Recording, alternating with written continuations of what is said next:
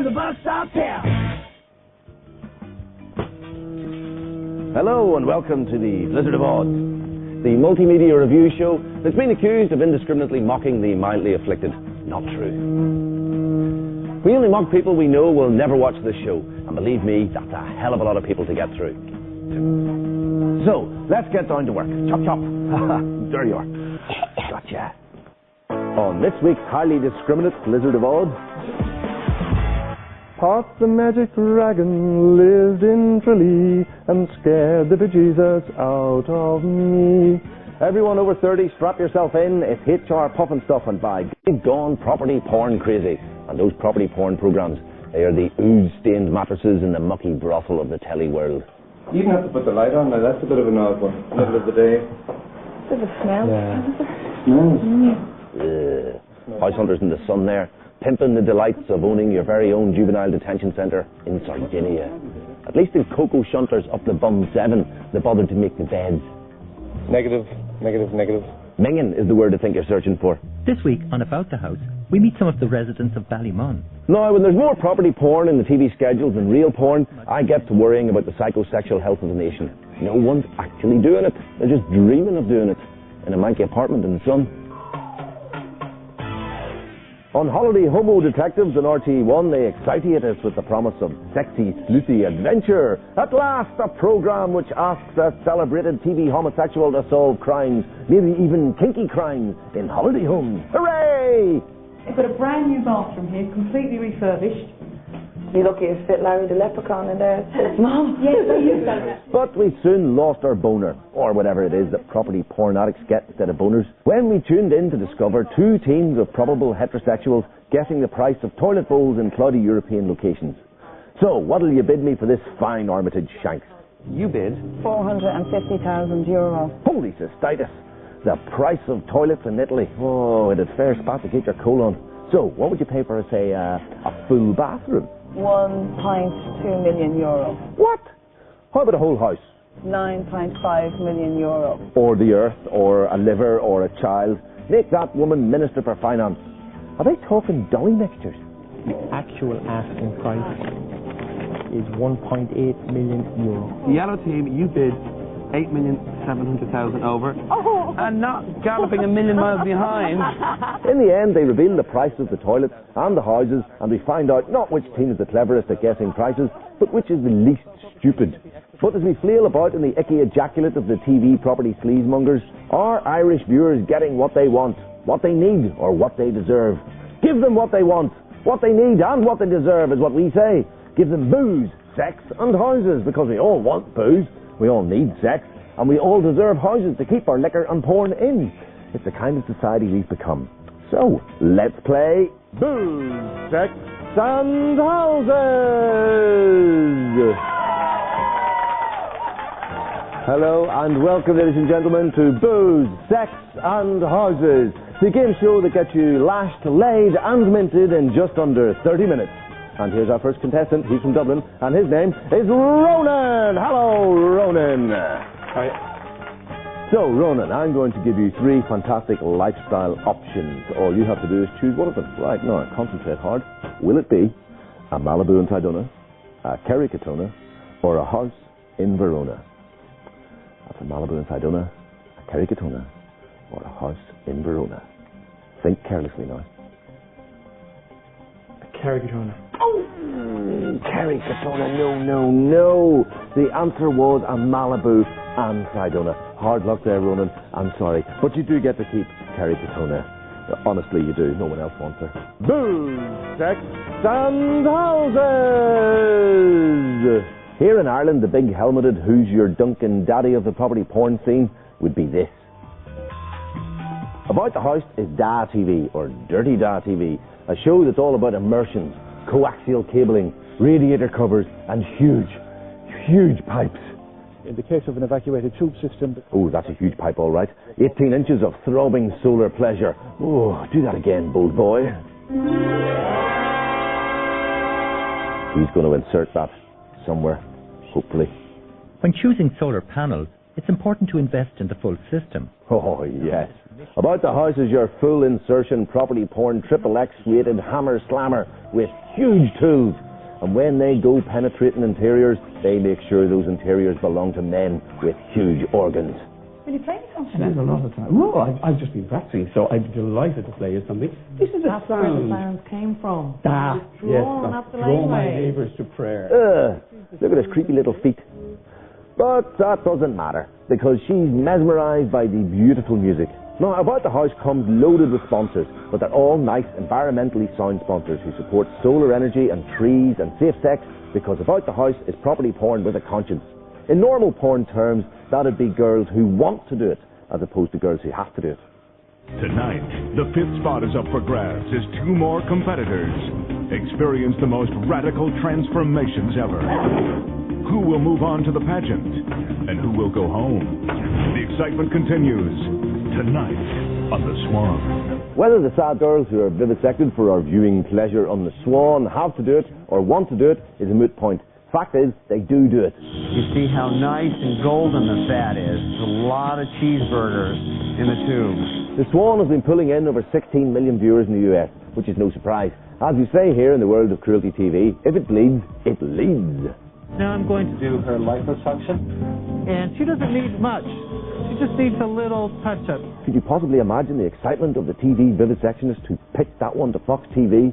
Sort of Spartacus meets Frankenstein meets Honey, I Shrunk Me Kids. Belinda's breast, we're going to reduce her breast size about 1.5 cups. You take a bit of a minger, suction her, stitch her, and turn her into a real-life likeness of Irish TV presenter Amanda Byram. I am Amanda Byram. No, I am Amanda Byram. No, I am Amanda Byram. But who cares? It's a format, and formats, like pets, win prizes. Give me an idea, that's it. Note to self, TV format ideas. How clean is your hole? Through the ring piece. Who could possibly have a spleen like that? Monkeys. People like monkeys, I know. Monkeys, think property, monkeys. 9 monkeys in a house. I'm a celebrity monkey, let me in. No. Give me a cure. People mime their illnesses in front of a celebrity team of judges. The winner gets the operation. No, it's rubbish, isn't it? I know! Winning streak. Cold cheese in the nip. What do you mean they've got it already? You can't. Oh. Reality. Halt in sight, cameras, action. Is that not? No, not a winner. No. Property ladder. Property. People living up ladders. Idle. Some sort of idle thing. Some phone in. Idle. Suicidal. Ireland's best attempt to take their own life during a TV property show. That's good. Remember that. Homicidal. Gay presenters vie to murder contestants on a Guess the Price property show. Rubbish. Vocation. Holy people vie... crap. Alright, cut my face off. 16 insecure females used as currency on the TV ratings exchange. Now, beauty, we're constantly told, is really on the inside. On the Swan, women are given the fantastic opportunity to get their outsides to match their insides.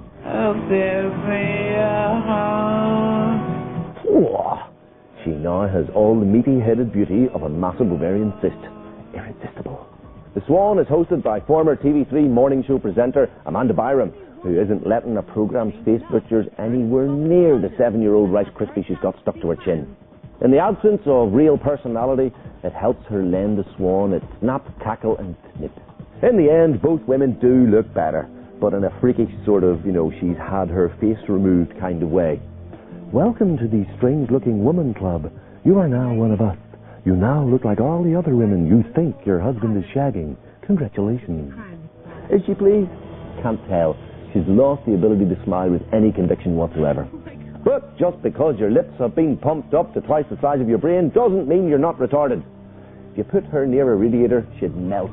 But on the Swan, you can go through hundreds of thousands of dollars worth of painful plastic surgery, work out twice a day with a personal trainer for 3 months, get tricked with hair extensions and a fancy party dress, and still not be pretty enough to make it to the ball. One of you is about to move forward to the pageant.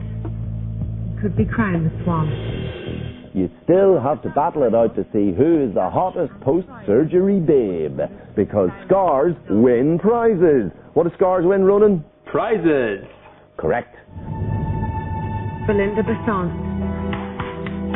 Oh my God, congratulations. You deserve it, girl. And the loser girl goes back to her hubby and a child who no longer recognises his own mother. Look at that husband. It's like he's looking at a car. He's going to kick her ankle. Plastic surgery, it's really changing our world. Growing old might still be inevitable, but growing up, that's now optional. But if reality was like a reality show, then how clean would your hole be? How vertiginous your property ladder? How dead your inner Swan? And how deep your loathing of these people? Legal Eagles was a limited access docu-soap on the legal profession, which taught us something very interesting about the country we live in today. The Flood Tribunal into planning irregularities, a barristorial cash cow, which has cost us all tens of millions, was presided over by a man whose personal law library is crammed with children's encyclopedias, the Mother Goose golden treasury of torts and statutes. Harry Potter and the Order of the Fat Cat. Bus and Rail Company, CIE, is regularly involved in personal injury litigation at the forecourts. The company has its own investigations unit. Note to self, CIE, Crime Scene Investigations. That's a programme I'd watch. We're actually seeking in further adjournment. First of all, on the grounds that we are still waiting documentation to come through from an accountant. Like a hospital drama with no operation shots, Legal Eagles was almost totally free of actual court action, though what it did feature was deeply boring. I put it to you, sir, that you are as dull as ditch water. But if Legal Eagles gave us one mildly entertaining tidbit to take home, it was this. The legal profession is the ugliest profession in Ireland, with the strangest eating habits for a rich boy. However, I still think there's nothing better than doing a good job for a person. Now, we do know who ate all the pies. But if you need reminding of the time when we were all ugly as Legal Eagles, go out and get yourself this. In an Ireland before tribunals, plastic surgery and property porn, Hall Pictorial Weekly was a popular little programme that knew the value of a good knob joke. Mr. Dick Bolger there is Kilkenny's answer to Castlebar's Dick Moran. Seemed to be a lot of dicks in local government. Hall Pictorial was a satirical show which ran from the 70s until the early 80s on RTE1, although its re-release on DVD reveals an Ireland that looks like the 50s. You favour the empiric approach, do you, Councillor? God, no, I wouldn't let them near me with one of them pumps. But I don't mind them other lads, though, the suppositories. Suppositories? I needn't suppose anything of the kind, you'd hardly feel them at all. Pioneering a long tradition of fooling Middle Ireland into thinking they were being entertained by putting on culty voices and sticky-out chins, the Pictorial crew did also turn the sword on some of Ireland's greater comic entities. Now, will you all shut up and let Councillor O'Horny here make his statement? Don't all be shouting at the one time, or case until after he's finished. Father Jack, oh yes. Scour a constipated snipe. There was other elements in it as well, now. And Podge and Rog. Today it's a TV curiosity, but I'm told that in its time it was hilarious. But it takes more than hilarious to keep us amused these days. Oh yes, it does. That reminds me. Note to self. Fear Island. Ordinary people face extraordinary fears on an island. Extraordinary people doing ordinary things. Nelson Mandela washing up. Chore Island. Extreme Chore Island. He breaks a cup. Real people with no bones firing themselves through a hole the size of a peanut. No bone zone. Real people give real diseases to their friends. Herpes Island. 8 people stranded on a deserted island with a rabid monkey. Stay away from the monkey. Yeah, TV3 by that.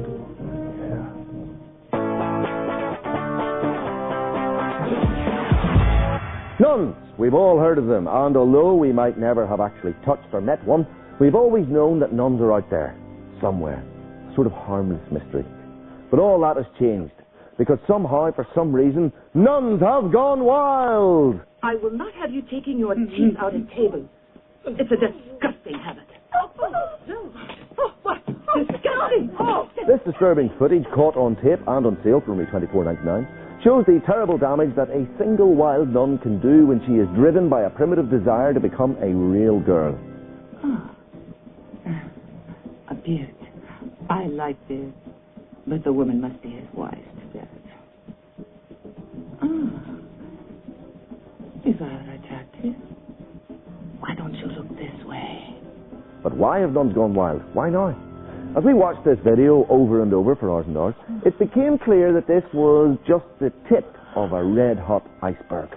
It all started with the Magdalene Sisters, the first mainstream Irish nunsploitation film, with its seedy story of sin, suds and sadism and the laundry of perpetual sorrow. But the Magdalene sisters looked like mere Guantanamo Bay torture wardens by comparison to their unruly compatriotess, the killer nun. She'd be Abu Musab al-Zakawi in a posher frock, a woman who knows and shows no mercy. Now, like most 1970s nun-exploitation flicks, the only thing the killer nun leaves to the imagination is the plot. I didn't know nuns actually had nudie bits. Don't make me. Please. Put them on or I'll beat you. Look, I'm a nun, a killer nun. And that's about it, really. Killer Nun stars legendary Swedish actress Anita Ekberg from Fellini's La Dolce Vita, As If You Care, as Sister Gertrude, a cruel nun who finds depraved pleasure in drugs, murder and sexual degradation. Madam? It's so nice to be treated like a lady. I think I'll start with a man. I think I will start with a man and work my way up to several hundred dead ones,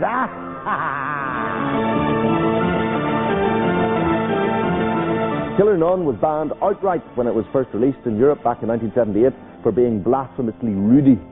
Though these days you could clad your house in copies of Killer Nun and nobody'd care. It's just not the kind of porn we're into anymore. Too many boobies, not enough bungalows.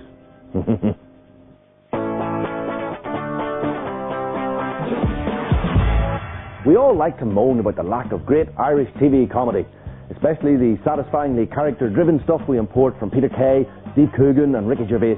Where is our Brian Potter, our Alan Partridge, our David Brent? Well, stick with us on this one. We think we have him here. The real reason I do things is not just to have car horns beeping at me, but that came from my charisma. And like, there's no getting over that. Yes.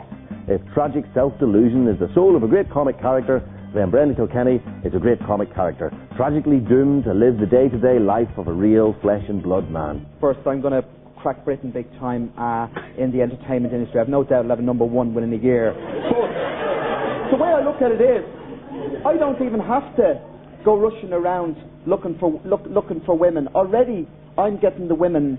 They're coming to me. We'd love to think that beneath the scraggy mullet there's a great comic mind at work churning out those stream of consciousness scripts. But no. Brendan is Ricky Gervais forever doing his Pac-Man dance. Peter Kay plonked permanently in that wheelchair. And Steve Coogan stuck on an infinite graveyard shift at Radio Norwich. You were sitting in a kind of a room, and there was your station in a room. And I mean, the first time you do anything is frightening, like, and I had an hour where someone was with me for the hour. Yeah, a psychiatrist. Because if Brendan proves anything, he proves that there's a fine line between comic genius and pure undiluted dementia. For most of the time, his head is somewhere between his sphincter and his sphincter. How clean is his hole? I don't know. I don't want to know. How whole is his head more like? People have asked me sometimes, would you not go to a singing teacher? Would you not try and, up your act a bit, like, and stuff like that? No. I'd be ruined if I became good. 12 months ago, 2 film study students from Ballyfermot made a documentary charting Brendan's move to London to become a full-time TV star. Oh, the humanity. The next time we would see him would be in 2 weeks when we travel to London so that Brendan could show us his new celebrity life that he created for himself. To the 2 fledgling documentary makers' credit, they managed to make a bittersweet, if technically brutal film, which told of Brendan's sad decline from London's sub-celebrity Z-list to dead list without once reverting to piss take. Oh, too easy to take the piss, Far too easy. Oh, stop me. How much is that doggy in the window? So here it is. Merry Christmas. Everybody's having fun. But it's amazing to see the residue of Brendan's fan base still stop to snigger on the streets of London when he'd already decided to go home to Mammy. I decided that I'd be better off to go back to Ireland, to go back to the civil service and still have my entertainment career in Ireland. So that's the kind of character they're employing at the civil service these days. I'd say they're delighted to have him back. That the Christmas party hasn't been the same without him. Or his dance.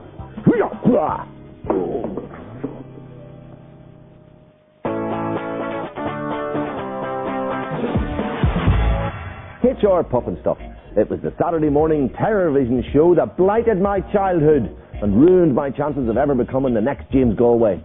It starred a dragon, a witch, and a girl-haired boy who had a magic golden flute. A big, talking magic golden flute. That's what the Michael Flatley generation of sexually deluded medallion men were reared on. Here's me and my magic flute. I keep my magic golden one for special ladies. No, make that any lady who can stand the tang of metal and the taste of bisto. Now, Pufnstuf was seminal early 70s kids TV. With its big bad mushrooms, its jive-talking trees, You're real cool, man, like groovy. and ridiculously scary witch, So you want to escape down the magic path, eh? Well, how about some of this magic? H.R. Pufnstuf kept me awake for most of, 1976. This was serious kiddie torture, and those guys who made it, they were definitely puffing something. Greetings, Mayor Pufnstuf. Hello to your little friend. Good to see ya, Puffy. You're looking very natural. Look here, Mr. H.R. Pufnstuf. To be honest, I want my childhood back. This is not bringing back good memories. Seriously, no way. As a generation fed on druggy surrealism, is it any wonder we turned to reality TV? The realer the better, as far as I'm concerned. She's not real. She's H.R. Pufnface. There's no getting away from the past. Mind you, H.R. Pufnstuf's female companion, H.R. Muffinstuff, had confusingly different connotations for a 6-year-old child in the days before actual muffins. I had a very sad and confusing childhood. Do you think this generation's preschoolers are this f***ed up by Barney? See you next week. I sure hope so. HR Pufnstuf, push your bed when things get rough. Next week? So soon? But Mr. Pufnstuf, I'm all grown up now, and I wish it was next week already. And with the magic of LSD on DVD, it can be 17 next week in a box of terrible fun that'll give you the munchies just by looking at it. Die, die, die, you bitch, die, die, die.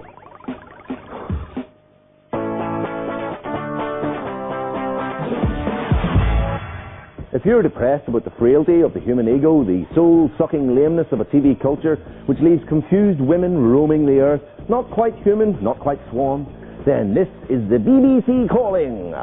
No, really, that was the BBC calling. BBC Ballinamore, the Northwest Pirate TV service that can be picked up clear as a Brian McFadden song lyric if you have a telly and a bent coat hanger in certain lucky pockets of County Leitrim. And welcome to this year's agricultural show here in Ballinamore. We first featured the BBC boys on the Blizzard of Odd 2 years ago because we do seriously support the spread of criminal TV in Ireland. Oh yeah.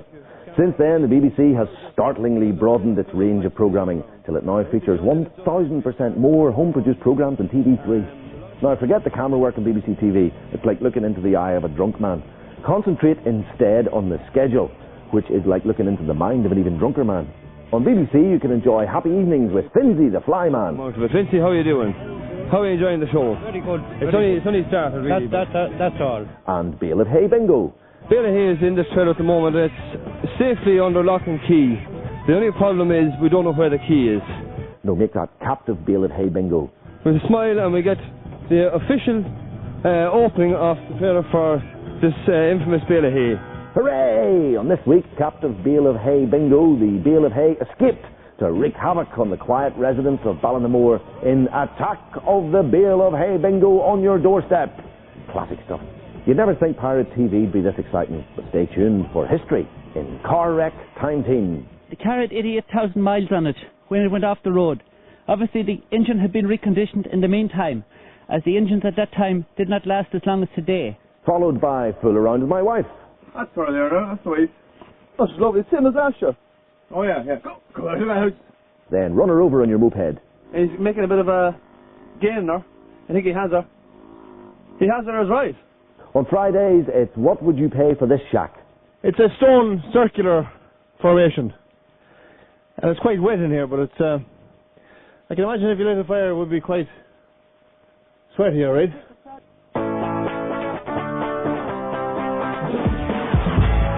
And as Moser, the king of the shoegazers, comes to play a monster HR Pufnstuf Survivors Convention at the Point Depot on December 20th, we leave you tonight with some sneaky snatched footage of a recent DJ set he did at a 40th birthday party in Kinnegad. Good night. In my life, why do I give valuable time to people who don't care if I live or die? Congratulations, Colin. You've successfully eked your way into middle age. Your achingly average past has melted like the tremulous heart of a 19th century whore. Will you find solace in the arms of the woman who bore your thug spawn? In a word, no. Is there any point ever having children? I don't think so. Okay, this is for Tracy. It's black lace and agadoo.